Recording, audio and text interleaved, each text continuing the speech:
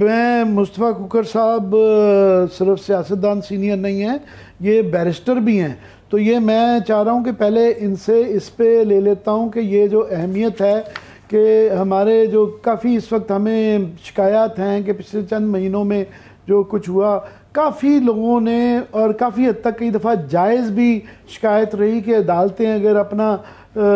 हौसला करती और फैसला कर देती वन वे और अनदर, जो भी उनके ऊपर तनकीद, तो फिर हिस्ट्री फैसला करती, वो लेटी नहीं। तो ये जो कल आ रहा है फैसला रिव्यू के ऊपर 184(3) के अपील के ऊपर, तो इसको आप, इसका क्या तनाजुर देखते हैं, क्या अहमियत है इसकी आपकी नज़र में? जी शुक्रिया आमिर भाई। हम सब के इल्म में है कि पिछली इस मुल्क में तकरीबन 2 दहाइयों से जो जुडिशल एक्टिविज्म रहा, उसके ऊपर तो तकरीबन माशरे पूरे में कंसेंसस है कि ये अनब्रिडल्ड पावर्स हैं, अनचेक पावर्स हैं जो chief justice of Pakistan enjoy करते हैं, और इनके ऊपर एक चेक होना चाहिए। हमने फ़खार चौधरी साहब के दौर में जुडिशल एक्टिविज्म देखा, और फिर हमने उस जुडिशल एक्टिविज्म की ऐसी इंतहा देखी कि जिसके नतीजे में पाकिस्तान को और पाकिस्तान के टैक्स पेयर्स को, अवाम को बिलियंस ऑफ डॉलर्स जो थे वो जुर्मानों में भी अदा करने पड़े। तो ये हमारे माशरे में और लीगल फ्रेटर्निटी में एक कंसेंसस है कि ये जो पावर्स हैं ये रेगुलेट होनी चाहिए, और ये रेगुलेट होने के बाद फिर उसमें एक अपील का भी हक होना चाहिए, क्योंकि ये नेचुरल जस्टिस के खिलाफ है कि आप एक शख्स को केस के ऊपर सो मोटो नोटिस देकर फैसला कर देते हैं और फिर उसके पास कोई और फोरम बचता नहीं है जहां पर जाकर वो अपना मौक़िफ़ या कोई अपील दोबारा दायर कर सके। और अमूमन देखने में ये आया कि जब सुप्रीम कोर्ट किसी मामले में नोटिस लेकर और वो मामला नीचे लोअर जुडिशरी को भेज देती है, तो वहां पर लोअर जुडिशरी में भी इंसाफ नहीं मिलता कि ऊपर सुप्रीम कोर्ट इसके ऊपर पहले ये कह चुकी है, तो अगर हमने उसके कॉन्ट्री व्यू लिया तो उसके कॉन्सिक्वेंसेज होंगे। तो देयरफॉर आई थिंक कि 184(3) की जो पावर्स हैं वो रेगुलेट होने की अशद जरूरत है। हमारी लीगल फ्रेटर्निटी में उसके ऊपर कंसेंसस है, और गवर्नमेंट ने जो लॉ पास किया, ऑल्दो इस गवर्नमेंट ने बहुत से ऐसे लॉज पास किए जिनकी मैं कतई हिमायत नहीं करता, जो इंसानी हकूक के खिलाफ है, जो फंडामेंटल हमारे राइट्स के चैप्टर है कॉन्स्टिट्यूशन का, उसके खिलाफ है। लेकिन दिस लॉ ये वक्त की जरूरत थी। और मैं सेनेटर साहब बिल्कुल आपसे एग्री करता हूँ कि वो एक बहुत बड़ा कंसेंसस है कि ये 184(3) जो है इसका जिस तरीके से इस्तेमाल होता रहा, और इसके अंदर अपील का राइट देना चाहिए। मिस यूज़ क्योंकि इसका बहुत होता रहा, वैसे भी होना चाहिए। मगर इसके ऊपर जो 2 सवाल है मैं आपका उस पर पूछ जाता हूँ। एक कि जिस तनाजुर में जब दिया गया था वहाँ एक बदनीति का भी थोड़ा सा शक पड़ता था कि ये 90 डेज़ के उसको रुकवाने के लिए किया जा रहा है। दूसरा एक बहस है कि ये चीज़ तो बहुत अच्छी है, बिल्कुल हमारे आपके सबके एक ही ख्यालात हैं, मगर इसके लिए आईनी तरमीम की ज़रूरत है। आपका एज अ बैरिस्टर क्या इस पे व्यू है? देखें, ये बहस तो अपनी जगह बाहर तौर मौजूद है कि क्या सुप्रीम कोर्ट रूल्स को अंडर द लॉ अमेंड किया जा सकता है, या फिर उसके लिए आपको 184(3) की जो पावर्स हैं उनको अमेंड करने के लिए कॉन्स्टिट्यूशन। अच्छा, अब कॉन्स्टिट्यूशनल अमेंडमेंट और ये दोनों जो व्यूज हैं इनके अपने अपने प्रोपोनेंट्स भी हैं, प्रोज एंड कॉन्स भी हैं। लेकिन गुजारिश ये है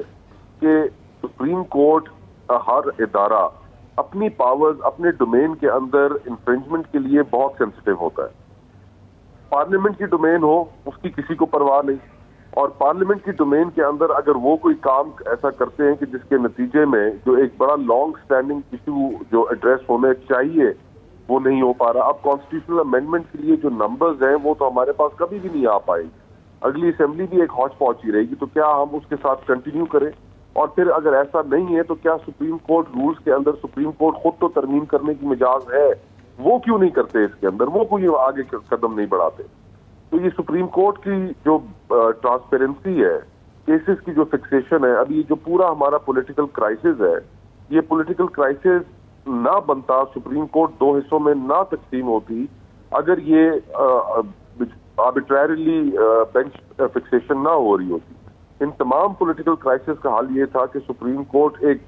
पूरी सुप्रीम कोर्ट बैठती, चीफ जस्टिस साहब पूरी सुप्रीम कोर्ट पर मुश्तमिल एक बेंच तश्कील देते, और उसके जो फैसले होते वो सबके लिए काबिल कबूल होते। तो ये हमारे यहाँ एक अनफॉर्चुनेट अब मामला ऐसा बन गया है कि सुप्रीम कोर्ट भी 2 हिस्सों में तकसीम है। जुडिशल पॉलिटिक्स ने बहुत ज्यादा चीजों को अपने गलबे में लिया हुआ है, تو اس میں جو لا گورنمنٹ نے پاس کیا ہے I think the government had ان کی ایک فیئر پوزیشن ہے, اور اس فیئر پوزیشن میں سپریم کورٹ کو اپنی ایگو کی پرابلم نہیں بنانی چاہیے, and they should let the law government go ahead with the law. میں بالکل سینیٹر صاحب آپ کے پاس آپ کا ویو لیتا ہوں, مگر میں پہلے ویسے تو تمام ناظرین کو سارا دن اس کے اوپر ڈسکشن ہوتی رہی, پتہ ہی ہے کہ جو سائفر کی جو ایک کنٹروورسی ہوئی جس کے ارد گرد کافی مہینوں سے جو ہے اب تو مطلب 15-16 مہینے سے جب سے پی ٹی آئی گورنمنٹ گئی ہے اس کے اوپر بحث چلتی رہی ہے, سیاست اس کے ارد گرد رہی, تو آج اس کے اندر ایک مزید ایک ڈیولپمنٹ ہوئی کہ ایک امریکی جو ہے جریدے کے اندر اس کے مبینہ کنٹینٹس چھپے کہ یہ کنٹینٹس ہیں. تو اس کے بعد پھر اسٹیٹ ڈپارٹمنٹ نے, پاکستان کے فارن آفس نے اون یا ڈس اون نہیں اس کو کیا, مگر امریکہ کے اسٹیٹ ڈپارٹمنٹ سے جب پوچھا گیا تو انہوں نے بھی ہاں یا نہ نہیں کی, مگر انہوں نے یہ کہہ کے ٹیسٹ اوتھینٹسٹی اس کی اسٹیبلش کر دی کہ اس کے جو مندرجات ہیں اس سے یہ پروو ہوتا ہے کہ کوئی سازش نہیں ہوئی تھی.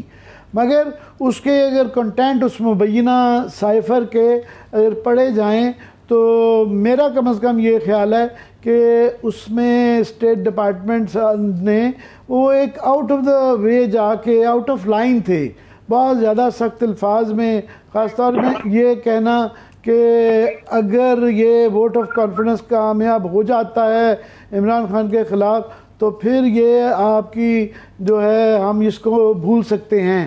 تو میں آپ کا ویو چاہ رہا ہوں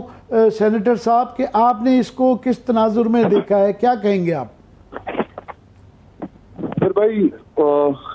بلا شبہ پاکستان میں بہت بڑی یہ کنٹروورسی رہی, اس کو پی ٹی آئی نے خاص انداز میں استعمال کرنے کی کوشش ضرور کی,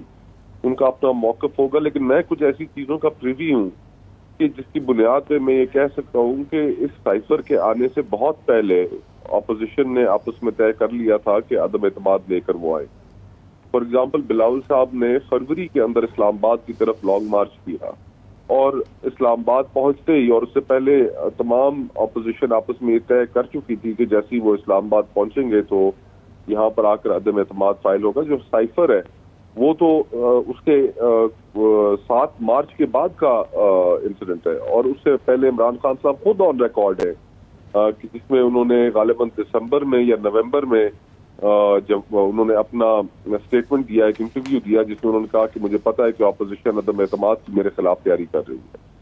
تو اس کو عدم اعتماد سے لنک کرنا, اس کے اندر میں کوئی خاص کوئی اتنا آرگومنٹ کے اندر جان نہیں محسوس کرتا. عمران خان صاحب نے انفارچونیٹلی اپنے دور حکومت میں ہم آپ اور میں بہت سی ایسی چیزوں سے بھی واقف ہیں جو شاید ٹی وی پہ نہیں کہی جا سکتی, لیکن کوئی ایسی فورن گورنمنٹ نہیں تھی, پاکستان کے دیرینہ دوست نہیں تھے جن کے ساتھ اپنے تعلقات اچھے برقرار رکھے ہوں, چاہے وہ امریکنز ہوں, چاہے وہ یورپینز ہوں, چاہے وہ مڈل ایسٹرن کنٹریز ہوں, حتیٰ کہ ترکی اور ملیشیا جیسے لوگوں کے ساتھ بھی انہوں نے اپنے اممیچورٹی کی وجہ سے تعلقات کافی خراب کر لیے تھے. تو اس کے اوپر sadly P T I has no friends abroad, no friends outside Pakistan, اور اس کی انہیں ایک ابھی اس ماحول میں انہیں کاسٹ پے کرنی پڑ رہی ہے. میں کوئکلی آپ سے جاننا چاہوں گا کہ آپ ان 2-4 لوگوں میں سے تھے کہ پی ٹی آئی کی گورنمنٹ کا تو ان کا پھر جو نکالے گئے تو ان کو تو اپنے کردہ نہ کردہ گناہوں کی سزا مل گئی. یہ مگر پچھلے 15 مہینوں کے اندر جو ہوا, جو ایشوز کے حوالے سے, جو کنٹروورشل لیجسلیشن کے حوالے سے, گورننس کے حوالے سے, اور مہنگائی بلا بلا بلا, ایک لمبی لسٹ ہے. آپ اور 2-4 اور تھے میرے ذہن میں جو ہے شاہد خاقان عباسی, گو کہ انہوں نے گورنمنٹ نہیں چھوڑی تھی مگر وہ بھی بڑا